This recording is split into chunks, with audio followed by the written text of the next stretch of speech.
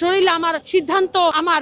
আরে আপুরা আগে এত ব্যস্ত হয়েন না, সম্পূর্ণ কথা শুনে যান তারপরে বলবেন। আমাদের শরীর দেখায় দেখায় টাকা ইনকাম করতে হবে। রাইট আপু। আমাদের নারীদের মধ্যে আল্লাহ পাক ভালো ভালো স্থানে তাদেরকে বসিয়েছেন, সম্মান দিয়েছেন, মান সম্মান দিয়েছেন। তারা আসলে ইসলাম সম্বন্ধে এত জ্ঞাত না, তারা বুঝতেছে না। উনি যদি ভালো করে কোরআনে কারিম পড়তেন যে পতিতালয়টা কি, পতিতালয় কি, সে কি নিজেকে পতিতালয়ে রাখতে পারবে?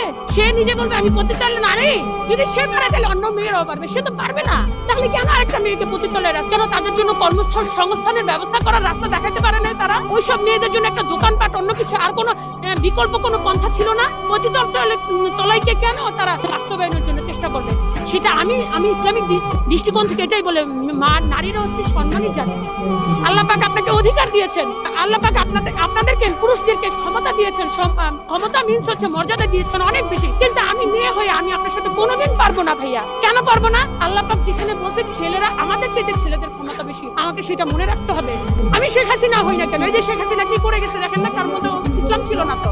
বাট আমি কথা হচ্ছে যে প্রত্যেকটা নারীকে বুঝতে হবে, মনে রাখতে হবে যে আমি একটা পুরুষের উপরে না। আপনারা প্রত্যেকটা জায়গা থেকে, প্রত্যেকটা যেখানেই থাকেন না কেন, আপনারা উপরে থাকবেন আপনাদের আন্ডারে।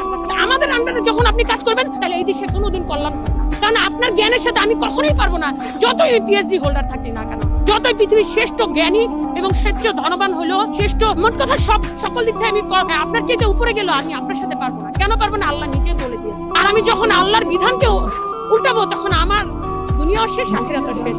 আমি ইসলামের কথা বলতেছি, ইসলাম না, আমার কোরআনে কারিমের ভাষা অনুযায়ী আমি কথা বলতেছি। এইটাই।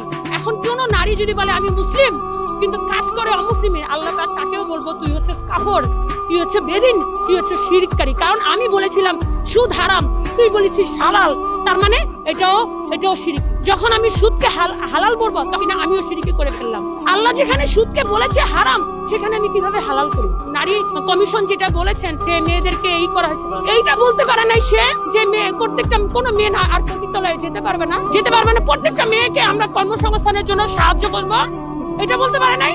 খালি মেয়েদের খালি খারাপ কাজ করার রাস্তা দেখাই দেয়। কেন দেখায়? কারণ সে দেখাচ্ছে এই জন্যই, কারণ সে নিজের রাইট, নিজের অধিকার সম্বন্ধে সে জ্ঞাত না। যদি সে জানতো আল্লাহ পাক আমাদের কি মর্যাদা দিয়েছেন, আমি আমার স্বামীর কাছ থেকে অধিকার পাবো, সম্পদ পাবো, বাবার কাছ থেকে, ছেলের কাছ থেকে, ভাইয়ের কাছ থেকে, 4 জায়গায় আমাদের সম্পত্তি দিয়ে দিচ্ছে, তারপর আমাদের এত লোভ কিসের?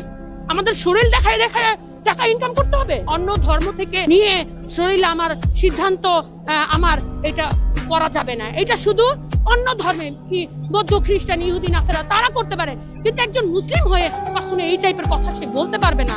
তাহলে তার ইমান, তার মুসলমানিত্ব থাকবে না। যে বা যারাই বলেছেন এই কথা, শরীর আমার সিদ্ধান্ত আমার, না, এটা হবে না।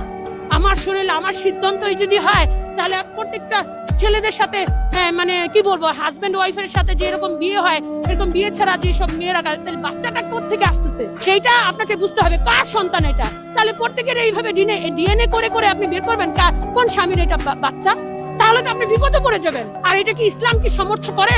যদি সমর্থন নাই করে, আপনি জানেন ইসলাম কখনো এটা সমর্থন করবে না, এত নোংরামি কাজ কখনো। আর এটা হচ্ছে প্রস্টিটিউট, এটা সম্পূর্ণ জেনা। আর জেনাটা হচ্ছে আল্লাহ পাক সূরা নূরের মধ্যে আল্লাহ পাক বলেছেন জেনা তো দূরের কথা, তার ধারে কাছেও যেও না। আরে আমরা সবাই হেল্প করব, আমরা কখনোই কোনো মেয়ে পতিতালয়ে যে এসব কাজ করবে সেই টাকা দিয়ে সে জীবিকা নির্বাহ, এটা অনেক ঘৃণিত, অনেক লাঞ্ছিত, অবমানিত। ইসলাম এটা কখনোই সমর্থন করে না ভাইয়া। আর যে বা যারা করে তাদেরকে আল্লাহ হেদায়েত দাও। এই আপুর সম্পূর্ণ কথা শুনে আমার সম্মান এবং শ্রদ্ধা বেড়ে গেল এই আপুর প্রতি।